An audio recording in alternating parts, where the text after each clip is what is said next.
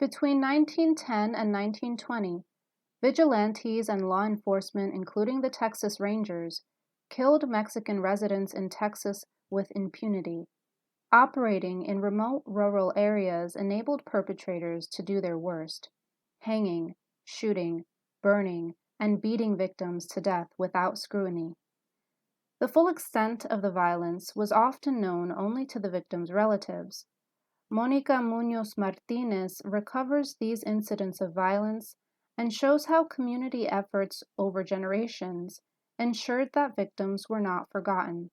Here, she discusses the 1918 disappearance of 25-year-old Florencio Garcia outside Brownsville, Texas, and attempts by the Rangers to disavow any involvement in his murder.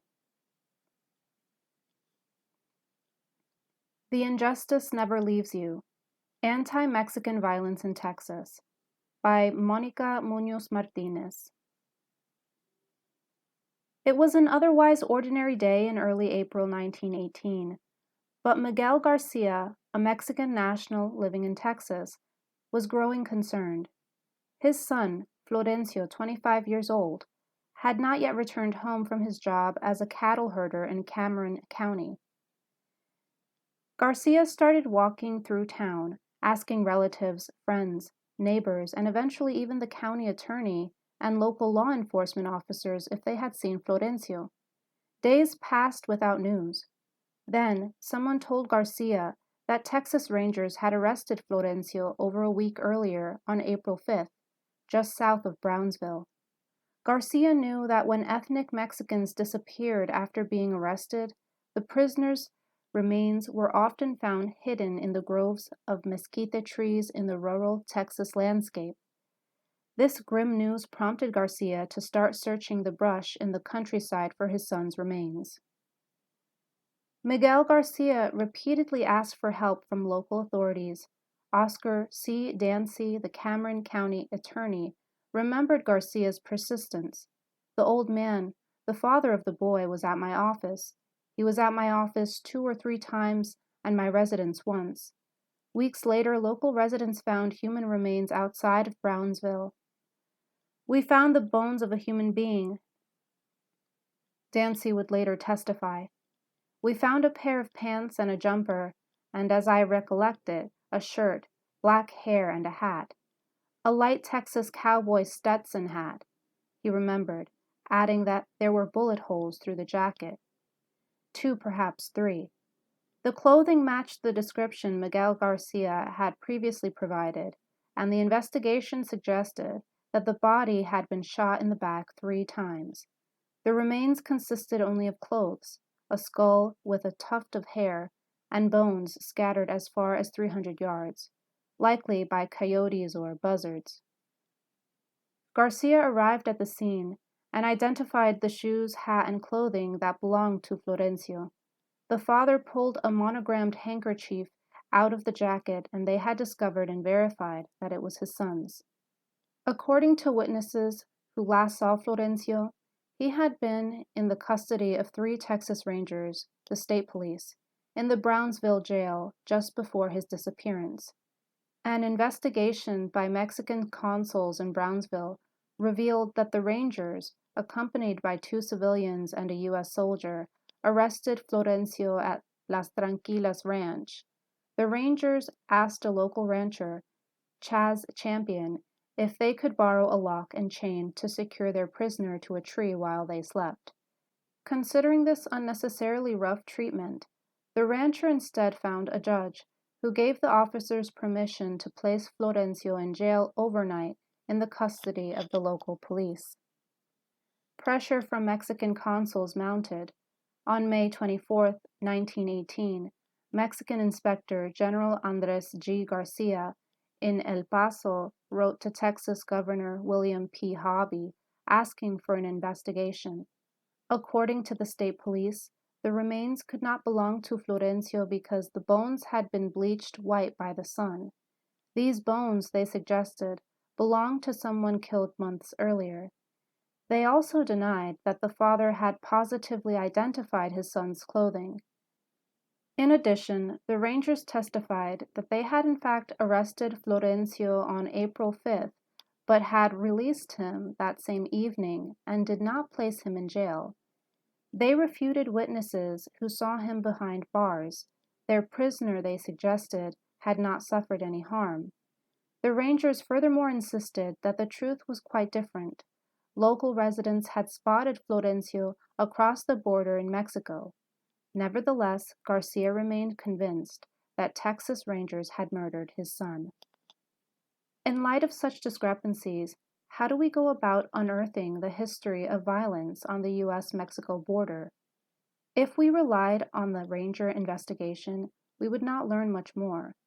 But Florencio, born in Tamaulipas, Mexico, was a Mexican national living and working in Texas. Without immigration quotas or limits on migration from Mexico, Mexican nationals and American citizens moved easily back and forth across the border. The death of a Mexican national in Texas prompted the local Mexican consuls to investigate his death. Their investigation found that Florencio's arrest had been based on unfounded suspicions. Letters from businessmen in the region defended Florencio's reputation as a diligent laborer. According to Oscar Dancy, locals remembered him as an absolutely straight, square Mexican boy, above the average laborer or peon. Was Florencio Garcia a threat and a thief, or a dutiful laborer? To these officials, Mexican and American alike, Florencio Garcia was not a friend, relative, or a neighbor. His death was a diplomatic inconvenience. As one diplomat said, the death threatened both relations between the United States and Mexico and the potential for even more farming in the region. In April in South Texas, lots of crops needed tending. If word spread that Mexican laborers were being continually mistreated, workers might flee for other opportunities in the South or the West. Without field hands, the farming economy would be devastated.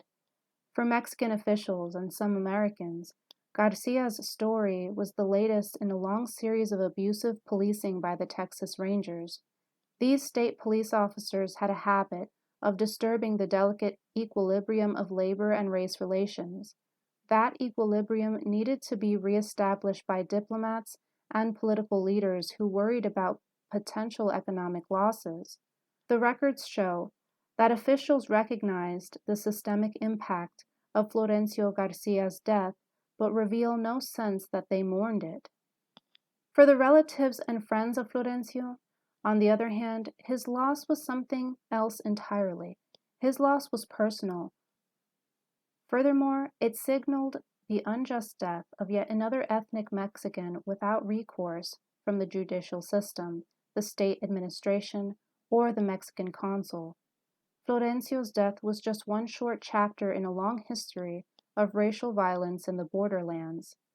On May 27, 1918, the Cameron County acting coroner, Henry J. Kirk, confirmed the family's claims when he filed a death certificate for Florencio Garcia. Since the recovered body revealed little, the coroner had to modify the certificate.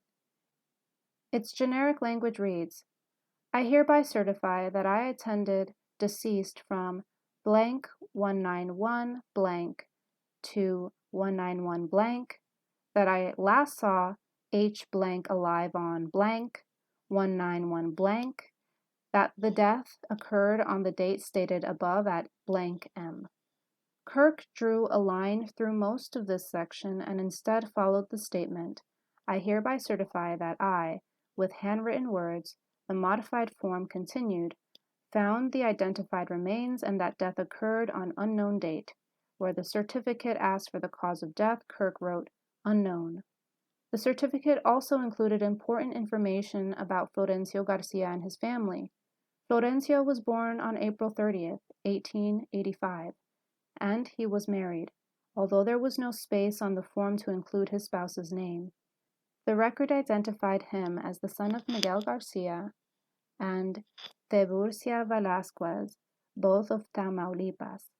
It noted that his remains were burned on May 26, 1918, in Brownsville. Miguel Garcia had identified the remains and helped ensure that accurate information would be on file in the official death registry for the state of Texas. The Garcia family must have been unsettled by Kirk's decision not to list a cause of death on the certificate, despite investigators who described what appeared to be 3 bullet holes in the back of Florencio's jacket. Kirk's decision, however, did not prevent the family from filing civil charges. Now, with a certificate to prove Florencio was indeed dead, and not alive and well in Mexico as the state police suggested, Texas Rangers George W. Sadler, John Cedar, and Alfred P. Locke were arrested just days after the Garcia family buried their son. The officers filed a bond of $3,000 each and were remanded to the custody of the captain of their company, Charles F. Stevens. The charges were brought before the same Henry J. Kirk, who acted as both county coroner and justice of the peace. Kirk convened a grand jury that consisted entirely of Anglo residents, with the exception of one local ethnic Mexican. After reviewing the evidence, the grand jury decided not to indict the Texas Rangers. Oscar Dancy later remembered that by 1918, grand juries in the region were almost solidly Americans, mostly newcomers. The newcomers were Anglo-Americans who had migrated from southern states. Their arrival expanded Jim Crow laws, the systemic segregation laws targeting African Americans, to the U.S.-Mexico border, targeted by Juan Crow laws. As historians now popularly refer to them, ethnic Mexicans found themselves increasingly segregated from Anglos in schools, churches, and restaurants, and discouraged from voting or serving on juries. The grand jury's decision gave the state police continued license to characterize the life of Florencio Garcia as they saw fit. In 1919, when Captain Stevens testified to the incident before a committee investigating abuses by the state police, he ignored the certificate of death and again asserted that Garcia never met harm at Ranger hands. He testified under oath that Garcia had last been seen living in Mexico. Stevens's testimony attempted to erase the murder as well as the pain suffered by the surviving Garcia relatives. It also threatened to erase their efforts to seek justice in the aftermath of Garcia's murder. Stevens swiftly disavowed the murder and preserved the reputation of the state police. Garcia's family pushed the Texas courts and police in multiple ways, imploring them to act on behalf of their son, to find his remains, to record his death, and to prosecute the assailants involved in his murder.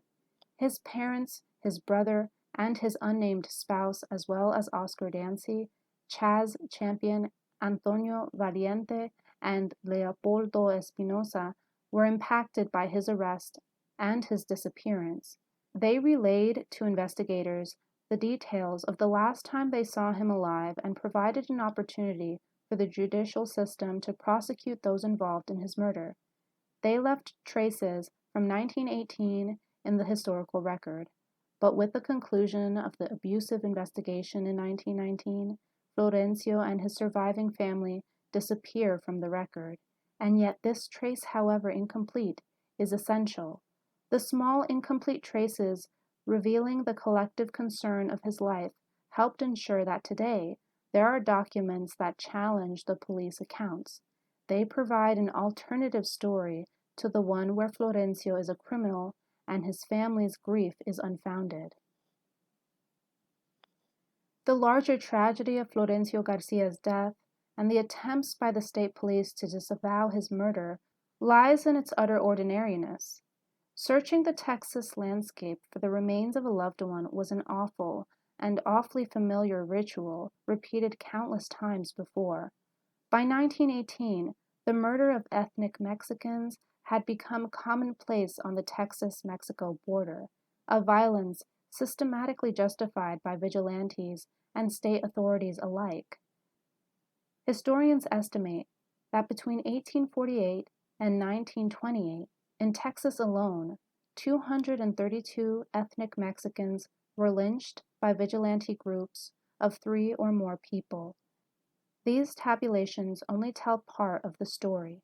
Despite popular assumptions that vigilantism in the 19th century occurred primarily in regions where law enforcement institutions lacked structure and social influence, vigilantism was in fact practiced in places where criminal justice systems were well established. Violence that superseded judicial procedures regularly articulated popular distrust of the justice system or local frustration with the bureaucracy of criminal prosecution. Lynch mobs commonly took prisoners from jail even though courts would likely have sentenced them to execution. These vigilante actions, however, were tacitly sanctioned by the judicial system whenever local grand juries failed to indict or prosecute assailants who participated in mob violence. Moreover, law enforcement officers facilitated the conditions for making prisoners vulnerable to mob violence and even participated in lynchings. Vigilante violence on the border had a state-building function. It both directed the public to act with force to sustain hierarchies of race and class, and complemented the brutal methods of law enforcement in this period. In addition to these acts by mobs, state and local police committed extra-legal acts of violence that are often overlooked in lynching statistics. When including acts of extra-legal violence at the hands of Texas Rangers and local police, the numbers of victims of racial violence in Texas soars. Extra-legal violence at the hands of law enforcement has for too long been shielded in a cloak of legal authority. The decade between 1910 and 1920 was a particularly brutal period when ethnic Mexicans were criminalized and harshly policed by an intersecting regime of vigilantes, state police, local police, and army soldiers. During these years of vitriol and aggression, law enforcement officers, soldiers, and vigilantes claimed the lives of hundreds of ethnic Mexicans, citizens of the United States and Mexico alike. Estimates of the number of dead range from as few as 300 to as many as several thousand. State racial terror and vigilantism were linked. In particular, police abuse and collusion with vigilante mobs, followed by state cover-ups, set a pattern for sanctioned abuse. The frequency and normalcy of anti-Mexican violence seeped far beyond Texas and encouraged a public passivity toward violent policing that has had long-standing consequences for people living near the border. The violence on the Texas-Mexico border took many forms. Ethnic Mexicans were intimidated, tortured, and killed by hanging, shooting, burning, and beating. Nearly all the known victims were adult men, though a few women and children suffered the same vicious wrath. What this violence nearly always shared was location. Death often occurred in the isolation of the rural Texas landscape. The thick mesquite brush and the dark of night frequently cloaked these acts from public view. These events were also linked in a broadly felt injustice. Assailants rarely faced arrest, and grand juries regularly failed to indict the accused for wrongdoing. For members of law enforcement, a culture of impunity prevailed. Terror and intimidation permeated the region. For each victim that died, there were others who witnessed the violence. People organized their daily routines to avoid conflict with law enforcement officers or known agitators of vigilante violence. Children witnessed parents being beaten, or worse, and cousins saw their kin being shot. Many of the dead would not be recovered or given a proper burial. Assailants threatened witnesses and prevented them from tending to the bodies of loved ones. Still, relatives and friends searched and protested the ongoing murders for months and years and decades. Some would store the sites in their memories to share them years later. Journalists describe the violent scenes as they were unveiled in the daylight or exposed in unexpected encounters with corpses hanging from telephone poles or the limbs of mesquite trees. People spotted decapitated bodies floating down the Rio Grande. Such encounters with the dead surely provoked a range of reactions, from horror to anger to a righteous sense of justice served. But for friends, neighbors, or family of the dead, and for allies in the struggle against injustice, finding the remains was also part of a much longer process of grieving and of remembrance.